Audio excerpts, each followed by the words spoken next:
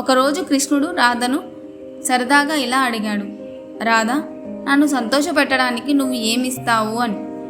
అప్పుడు రాధ వెంటనే ఆలోచించి తోటలోని అందమైన పువ్వులు, మాలలు అన్నీ తీసుకొచ్చి కృష్ణుడికి ఇచ్చింది. కృష్ణుడు నవ్వి ఇలా చెప్పాడు, ఇవన్నీ అందమైనవే కానీ నా మనసుని ఇంకా నిండలేదు రాధ.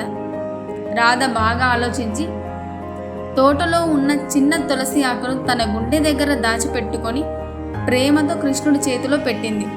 అదే క్షణం కృష్ణుడి మొహం ఆనందంతో మురిసిపోయింది.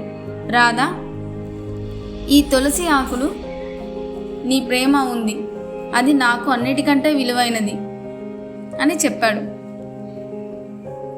ఇందులో సందేశం, ప్రేమతో ఇచ్చిన చిన్న కానుకైనా కానీ మనసుకి చాలా సంతృప్తినిస్తుంది. రాధాకృష్ణుల బంధం ఆ పవిత్ర ప్రేమకు ప్రతీక.